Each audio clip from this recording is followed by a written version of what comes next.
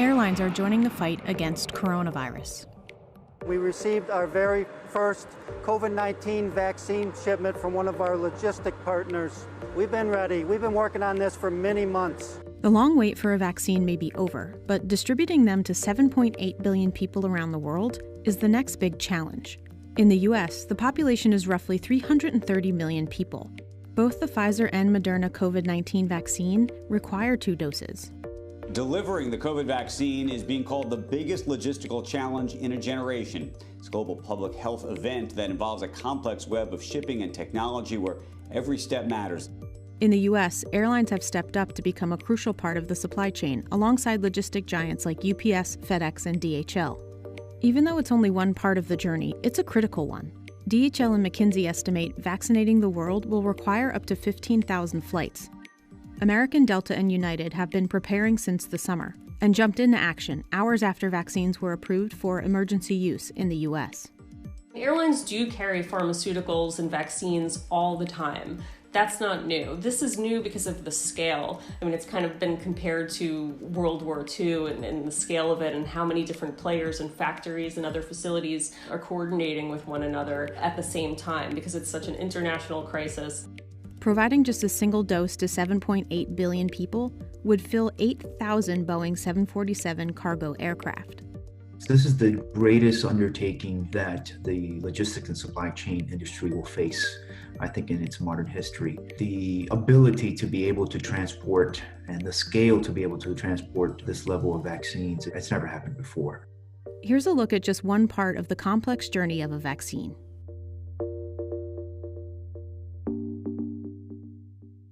Since the pandemic started, the world has been anxiously awaiting a coronavirus vaccine.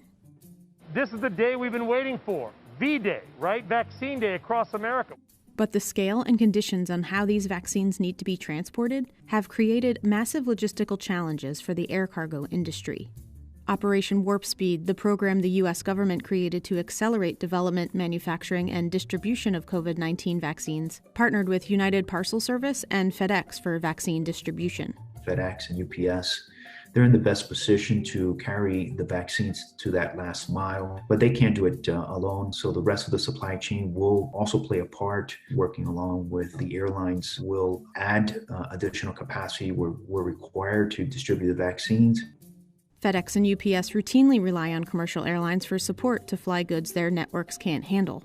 In fact, commercial airlines typically carry up to 50% of the world's cargo in their bellies. Normally, U.S. mail and Amazon packages and various other things from live animals to electronics are all flying below us. Because so many planes have been taken out, airlines have been using, especially their larger aircraft, to carry only cargo. They're pretty much desperate to find revenue wherever they can.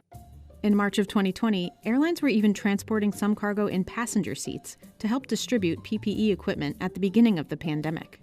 In many cases, depending on the type of cargo, it is only in the belly that you can carry the cargo. Without the passenger, without the baggage, you have more capacity and more weight that can be carried. So a 777, for example, normally can carry 10 tons on a normal passenger flight between New York and Miami. You could probably go to 15 to maybe 18 to 20 tons on that airplane without the passengers and the luggage. This life-saving cargo is very different. It must be kept at such frigid temperatures, airlines perform stress tests to make sure their networks and supply chain could handle temperature and other requirements for shipment. The Pfizer vaccine requires a storage temperature of minus 94 degrees Fahrenheit, while Moderna's needs a temperature of minus 4 degrees Fahrenheit. A temperature-controlled thermal shipper box that utilizes dry ice was created to help transport the vaccine. These are very, very low, deep, frozen temperatures, which does present some additional difficulty in the handling of the vaccines. On top of that, we also have the need for dry ice. Dry ice is the substance that's used to maintain the temperatures. The dry ice required to keep vaccines cold can be hazardous. As it melts, it turns into carbon dioxide gas. The Federal Aviation Administration has regulatory requirements for cargo safety. This required airlines to get sign-off to carry higher amounts of dry ice than is normally permitted. For the vaccine to remain viable, each container is packed with up to 50 pounds of dry ice. Airlines have added carbon dioxide monitors to make sure crew members on board and on the ground remain safe. If any point in the supply chain something happens with dry ice, something happens with anything else that's controlling the temperature of those vaccines, they could spoil. And there's very, very little margin for error. The vaccines need to be delivered very quickly. The air traffic is a lot lower than it normally is. However, the FAA says those airplanes are going to get priority treatment in takeoffs and landings. It's going to be treated essentially like the special cargo that it is. However, delays can still happen. This is something United Airlines says it's prepared for. If there is a long delay, we can remove the pharmaceuticals from the flight, store them in storage until there's another time that we can take them safely. United was the first passenger airline to transport the vaccine to the U.S. using a Boeing 777. Each plane is capable of holding more than 1 million doses. American and Delta have started flying vaccine shipments as well. All three airlines have experience with cold cargo, from pharmaceuticals including the flu vaccine to frozen food, and have facilities throughout the country that can accommodate freezer storage. Big carriers like United, American, and Delta will play a large role, while niche airlines like Alaska and Hawaiian will likely be involved in transporting vaccines to harder-to-reach places where their networks have a footprint. The military has been considered and may be playing a part in the distribution in this country and in other locations, may take the lead. It will depend on the country and the support that those countries require. The complexity of flying vaccines is a welcome challenge to airlines, though. It brings unexpected revenue to an industry that has been devastated by the coronavirus. Globally, the airline industry is expected to lose $157 billion in 2020 and 2021, making 2020 the worst financial year in aviation history. The vaccines are going to be paid by the government, so none of us in the United States will have to pay for the vaccine, that initial dose. State government, along with county and city governments, have allocated budgets designed to handle, pick up some of the costs associated with this endeavor. And then obviously a lot of the private sector companies have dedicated some of their budget to this effort as well.